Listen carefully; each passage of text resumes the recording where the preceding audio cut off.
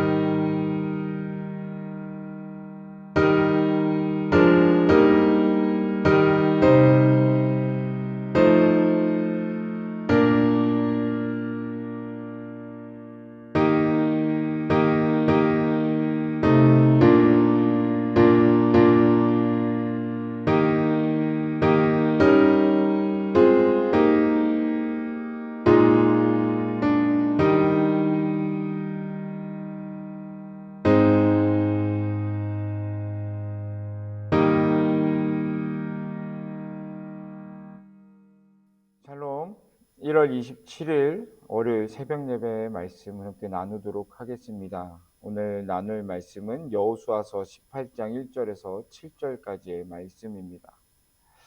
오늘 묵상한 18장은 아직 기업을 분배받지 못한 7지파에게 땅을 분배하는 내용과 베냐민 지파에 대한 경계를 기록하고 있습니다. 시간이 많이 지났음에도 불구하고 아직까지 기업을 분배받지 못한 지파가 있는 이유가 있습니다. 그 이유가 오늘 본문 3절 가운데 나오게 되는데, 여호수아서 18장 3절 말씀을 읽으면 이렇습니다. 여호수아가 이스라엘 자손에게 이르되 너희가 너희 조상의 하나님 여호와께서 너희에게 주신 땅을 점령하러 가기를 어느 때까지 지체하겠느냐. 아멘. 이스라엘이 지금 땅을 점령하지 못하는 이유 중에 하나가 무엇이냐면 지체하고 있다는 겁니다. 근데 이 지체하는 이유가 또 무엇이 있냐면 이스라엘의 지금 상태가 매우 나태하고 안일하기 때문에 그렇다는 겁니다. 그리고 물론 그들이 분배받은 땅은 매우 높은 곳에 있었습니다. 그리고 그 중에 얼마는 가나안 족속들의 수중에 있었기 때문에 각 지파가 자신의 기업을 쉽게 차지할 수가 없었습니다. 그리고 그들에게는 가족을 낯선 곳으로 데리고 가서 가나안 족속들을 완전히 몰아내고 성읍을 재건하고 보수하는 어려운 일들이 남아 있었기 때문에 선뜻 그 어려움 가운데 나서려고 하지 않았던 것입니다. 왜냐? 지금 이렇게 있어도 괜찮기 때문에 그렇습니다. 오늘 우리들의 삶을 보더라도 마찬가지입니다. 우리가 정말로 힘들게 그 어려운 그 환난과 역경을 쭉 이겨내고 지금의 안정된 그 삶을 살기 위해서 부단히 노력했던 시간들이 있었습니다. 그러나 여러분, 또 나아가서 그런 일들을 겪으라고 한다고 하면 여러분들 겪으시겠습니까? 아닙니다. 그렇지 않을 겁니다. 저 또한 그 마찬가지입니다. 지금까지의 쭉 사역을 보게 되면 무너졌던 곳에 가서 그 무너진 곳을 다시금 세우는 일, 또 없는 곳 가운데 가서 다 새롭게 이렇게 체계를 세우는 일들을 지금까지 사역을 통해서 해왔습니다. 너무나도 쉽지 않은 일입니다. 그렇기 때문에 다음에 또 가야 될 곳이 있다라면 그곳은 모든 것들이 갇혀 있는 곳으로 가고 싶다라는 생각이 제 마음 가운데 크게 자리 잡고 있습니다. 왜냐하면 너무 힘들기 때문에 그렇죠. 근데 이스라엘도 마찬가지입니다. 내 가족을 데리고 또 이 어려운 그 여정을 겪어야 된다라고 생각하니 가기 싫은 거죠. 그렇기에 이 일이 계속 미루어졌던 것 같습니다. 그러나 이스라엘 백성들이 가나안의 완전한 정복과 정착을 미루고 있는 동안에 가나안 원래 원주민들은 서서히 그동안에 잃었던 힘과 기력을 회복하게 됩니다. 그래서 이스라엘을 계속 이 일을 지체하게 된다면 어찌 보면 영영 가나안을 자신의 기업으로 갖는 일은 불가능해질지도 모르겠다는 생각을 한번 해보게 됩니다. 더욱이 그동안 강한 지도력으로 이스라엘을 이끌어온 여호수아가 늙었기에 예전과 같은 강한 지도력을 발휘하지 못하여 도움을 줄 수 없는 상황입니다. 그러니 분배받을 땅을 차지하지 못한 지파에게는 더욱 지체할 수밖에 없죠. 왜냐하면 정신적인 지주가 없기 때문에 그렇습니다. 함께 으쌰으쌰 해줄 사람이 옆에 없다라는 것이죠. 그렇다고 이대로 멈춰 있을 수 없기에 이렇게 머뭇거뭇하고 있는 지파들을 향하여 분배받은 땅을 차지할 수 있는 방법을 오늘 본문 가운데서 제시하고 있는 것을 보게 됩니다. 여호수아서 18장 1절입니다. 이스라엘 자손의 온 회중이 실로에 모여서 거기에 회막을 세웠으며 그 땅은 그들 앞에서 돌아와 정복되었더라. 아멘. 이스라엘 자손이 온 회중이 실로에 모여서 거기에 회막을 세웠다라는 겁니다. 오늘 본문에서 우리가 주목해야 볼 것은 약속의 땅에 들어간 이스라엘 가운데 기업을 얻지 못한 지파들을 우리가 좀 눈여겨봤으면 좋겠습니다. 이스라엘이 출애굽하여 광야의 고통 생활을 견디고 약속의 땅에 이른 것은 그 땅을 기업으로 차지하기 위함이었습니다. 또 하나님께서 그 땅을 주시겠다고 약속하셨기 때문에 그렇습니다. 우리가 잘 알고 있듯이 땅이라고 하는 것은 소산을 내어주는 곳입니다. 안식을 주는 곳입니다. 삶의 터전을 마련해주는 근간입니다. 그래서 땅을 차지한다는 것은 곧 스스로 살아갈 수 있는 힘을 지니게 되는 것과 같은 의미를 가지고 있는 겁니다. 그런데 이스라엘은 애굽에서 자신들의 땅을 소유하고 있지 못했기 때문에 애굽의 노예로 살 수밖에 없었습니다. 내가 그 땅 가운데 발붙이고 자고 생활하고 있지만 그 땅은 이스라엘 땅이 아니었다는 겁니다. 누구의 땅일 거예요? 애굽의 땅이었죠. 이와 같은 사실은 이스라엘이 비록 출애굽을 통하여 노예됨으로부터 자유하게 되었을지라도 기업을 얻지 못하면 완전한 자유인이라고 말할 수가 없는 겁니다. 또 다른 사람들이 살아가고 있는 그 땅 가운데 그냥 빌부터 살아가는 것밖에 되지 않는 것이죠. 완전한 내 소유가 될 수가 없는 겁니다. 왜냐하면 이스라엘이 땅을 기업으로 얻지 못하면 또다시 식물을 위하여 누군가의 노예가 될 수밖에 없다는 겁니다. 사랑하는 성도 여러분, 땅을 기업으로 얻느냐 못 얻느냐의 문제는 이스라엘뿐만 아니라 오늘 우리들에게도 중요한 문제이기도 합니다. 무엇이 중요하냐? 예수 그리스도로 인하여 우리가 거듭났을지라도 믿음으로 살아가는 법을 배우지 못한다면, 온전한 믿음을 우리가 소유하지 못한다면 우리는 세상으로부터 죄로부터 자유할 수 없다는 겁니다. 땅이랑 거듭남이랑 무슨 관계가 있을까라는 생각을 하시는 분들도 계실 것입니다. 그런데 만약에 거듭남을 약속의 땅에 들어가는 것에 비한다면 믿음으로 살아가는 법을 배우는 것은 약속의 땅에서 자신의 기업이 될 땅을 차지하는 것에 비할 수 있을 것입니다. 그러므로 이스라엘이 약속의 땅에 들어갔음에도 불구하고 그곳에서 기업이 될 만한 땅을 차지하지 못했다는 것은 거듭난 우리가 믿음으로 살아가는 법을 배우지 못한 자가 되어 있다는 것과 동일한 것입니다. 하나님은 우리가 이와 같은 자가 되는 것을 원하지 않으셨기 때문에 여호수아를 통하여 약속의 땅에 들어간 이스라엘에게 하나님 여호와께서 너에게 주신 땅을 점령하러 가기를 어느 때까지 지체하겠느냐라고 책망하신 것입니다. 그렇습니다.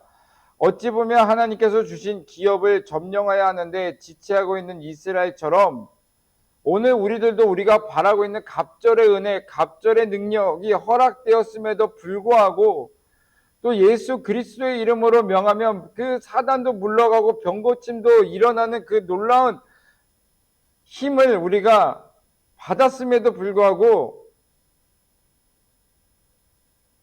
우리가 믿음이 없음으로 인하여서 이 모든 것들을 얻고 싶어도 누리고 싶어도 행하고 싶어도 할 수 없다라는 겁니다. 그리고 이거 외에 다른 것으로 인해 받아야 할 것을 받기 위해 애쓰지도 않고 노력하지도 않는 우리들의 모습이 지금 지체하고 있는 이스라엘의 모습과 동일하게 볼 수가 있는 겁니다. 사랑하는 성도 여러분, 그러나 이 모든 것을 우리가 이길 수 있는 방법, 그리고 이 모든 것들을 우리가 할 수 있는 방법이 있으니 바로 그것은 믿음입니다. 우리가 갈렙의 모습을 보게 되면 그는 믿음으로 고백하였고 그 고백으로 인하여서 하나님께서 그에게 놀라운 은혜를 허락해 주셨고 그 놀라운 은혜를 받으려고 할 때 그는 또 한번 믿음으로 그동안 있었던 일들을 또한 이야기하면서 하나님께서 주시고자 하시는 그 땅을 기업으로 받게 되는 것을 보았습니다. 이렇듯 이 믿음으로 말미암아 우리 앞에 두려운 일이 생길지라도 또한 싸워야 하는 일이 생길지라도 하나님께서 우리에게 주신 것이기 때문에 우리는 이 믿음을 가지고 앞으로 나아가기만 하면 되는 겁니다. 그리고 이 믿음을 가지고 앞으로 나아가 차지하고 얻기만 하면 되는 것입니다. 그런데 이스라엘도 그렇고 거듭난 오늘 우리들도 그렇고 이와 같은 사실을 받아들이는 믿음이 없었기 때문에 실패를 맛보는 그런 삶을 살게 되는 것입니다. 실패를 맛보지 않는 유일한 길은 굳건한 믿음을 가지고 하나님의 역사하심을 기대하며 나아가는 것입니다. 저는 며칠 전에 그동안 마음으로 용서하지 못했던 그 한 분을 하나님의 말씀에 순종하면서 용서하게 되었습니다. 완벽하지는 않습니다. 그러나 그 첫 걸음을 내딛었습니다. 그 분한테 문자로 그동안 이렇게 서로 간의 관계에 있어서 저에 대한 잘못을 인정하였고, 그리고 그 잘못을 범한 것에 대해서 저로 인하여서 속상해하셨던, 또 기분 상했을 그 마음 가운데 정말 조금이나마 사죄의 말을 전해드렸습니다. 그렇게 하고 나니까 제 마음 가운데 평안함이 생겼고, 그리고 그 다음에 그분을 만났을 때 어떻게 대해야 될지 또한 또 마음 가운데 생각나는 것을 보게 됩니다. 정말 쉽지 않았습니다. 두려웠습니다. 그 마음을 내려놓는 것조차가 어려웠습니다. 그러나 저에게 주신 그 믿음을 가지고 하나님의 말씀에 순종하여서 그렇게 한 걸음 내딛었을 때 정말은 제 마음 가운데 그 평안이 다시 한번 찾아오는 것을 느끼게 되었습니다. 사랑하는 성도 여러분, 믿음으로 우리에게 주어진 그 믿음의 길을 걸어가는 것은 쉽지 않습니다. 두려움으로 인하여 발을 내디디려고 할 때 멈칫멈칫할 수 있습니다. 그러나 우리에게는 믿음을 주신 하나님만을 우리가 바라본다라면 우리가 차지해야 할, 또 우리가 받아야 할 것들을 차지하고 받아서 누리는 삶을 살아갈 수 있게 된다는 것을 기억하시면서 오늘 하루도 우리에게 믿음을 허락해 주신 그 하나님으로 인해서 기뻐하며 감사하며 주신 그 믿음을 가지고 승리하는 삶을 살아내시기를 주님의 이름으로 축원드립니다.